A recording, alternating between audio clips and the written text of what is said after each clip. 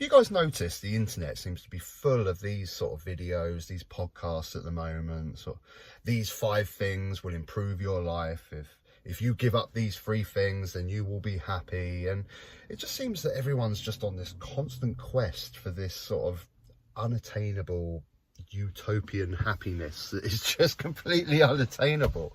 Whether you're Jeff Bezos trying to get the biggest yacht in the world, or whether you're just an average Joe like me and you that wants that promotion to get a better car or something, or people that are just sort of constantly on this quest. Oh, if I get that dream holiday, that once in a lifetime trip to Thailand, then my life will be fulfilled. And it seems like everyone's on these quests, and it's not that these things are not gonna bring happiness to your life and bring great life experiences, and I'm sure some of these life hacks will improve your life. If you give up caffeine, I'm sure you'll be able to sleep better and have a much more healthier life. But it's more what people are actually searching for with some of these videos. I think this sort of endless search for this utopian happiness is just completely unattainable, which contributes to some of the depression that we see. Life will never be one sort of constant utopia of happiness. Life will always bring suffering, will always bring pain. Life is about riding the ups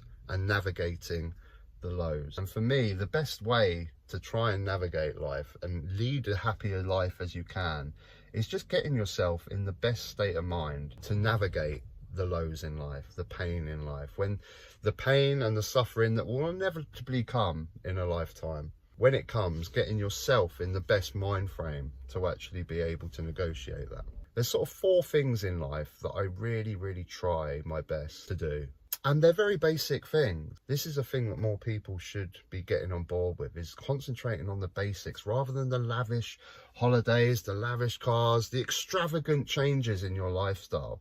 I feel if you can get these 4 basic things right, you'll be on a long way to being happier. And that's eating healthy, exercise, try and shut out as much negativity in life as you possibly can, and good quality, regular social interactions. Now, it's much easier said than done. I mean, it sounds easy, doesn't it? It sounds very basic thing to do, but in the modern world, it's extremely difficult. Now, let's take the first one, eating healthy. I mean, all these things everyone knows. Everyone knows that if you eat crap, you will feel like crap. You know, I love McDonald's. I absolutely love McDonald's. And for that 20 minutes I'm eating McDonald's, I feel fantastic. But as soon as that last bite of the burger goes in, the shame comes over, the bloating in the belly, the sugar rushes to my head, I start getting a headache and I have regret and I feel like crap.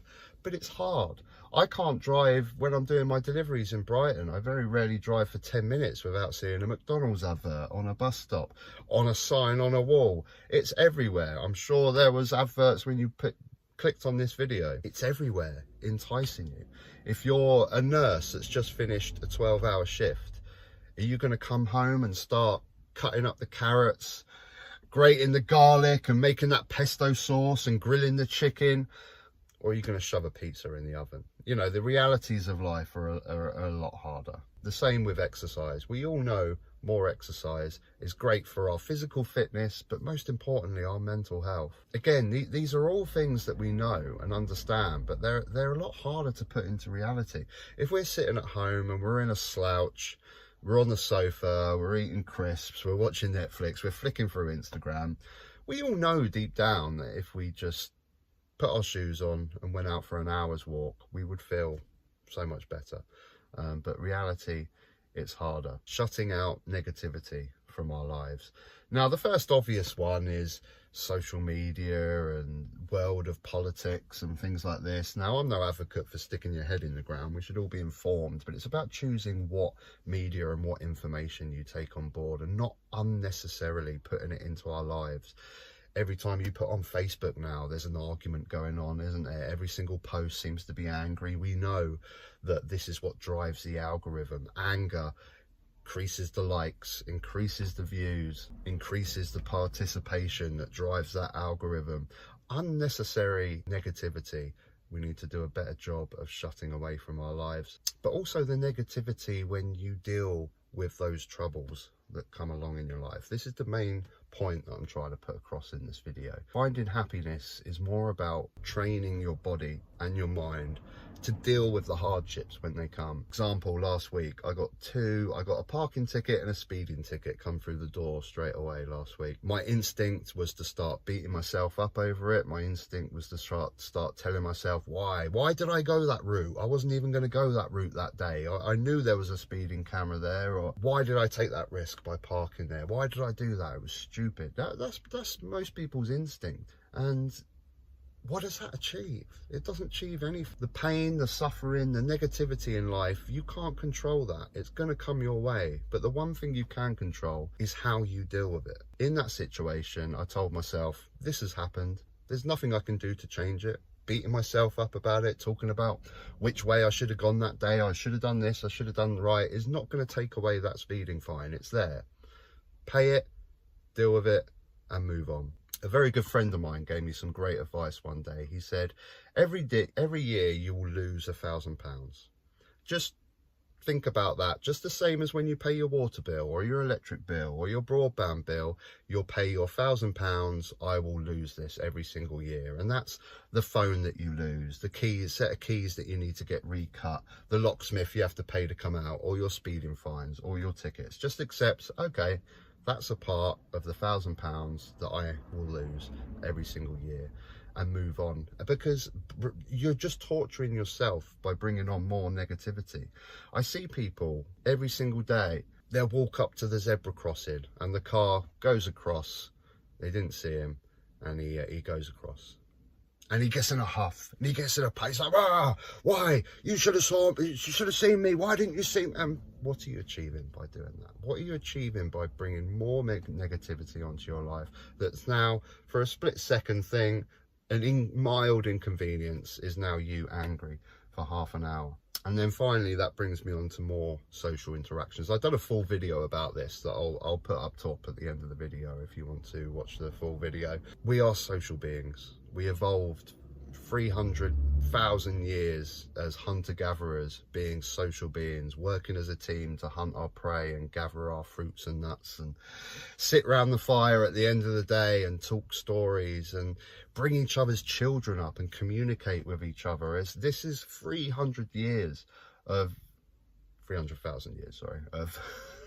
evolution that has made us into incredibly social beings. And now we quite easily have a world where you can work from home, get your food delivered to home, get your Amazon parcels delivered to home, and not see a single human being for weeks on end, and only communicate online. And we know, again, these are not things that are a surprise. We all know this stuff. Again, it's another thing that we sit there and we know, but it's easier to talk about than to put into practice. It's very difficult when people get in these ruts of no social interactions. But we know if we've got that evening off and we're spending it, again, sitting on the sofa, eating crisps, watching Netflix, flicking through Instagram, we know that we would be far happier in ourselves if we actually spent that evening going to see a friend, going to see a family member that you haven't seen for ages, just giving them that call, actually having a meaningful conversation with another human being. You're going to feel so much better within yourself spending your time that way.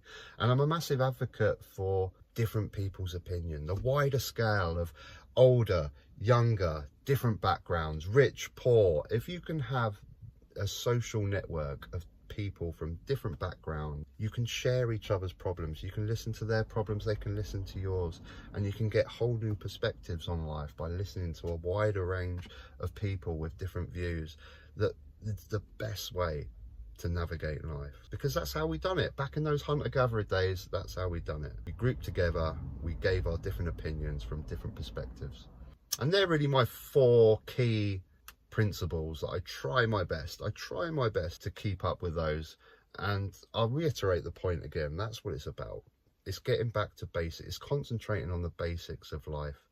Yes, have your holidays, those highs will be fantastic and you will enjoy them, but it's about best preparing your mind and your body for when the lows come. You get hit by speeding tickets left, right and centre. If you've been exercising, if you've been eating well and you feel good about yourself, you've surrounded yourself with positivity, you've had lots of interactions and advice by friends, you can battle that. You can take on anything. You can take on the world.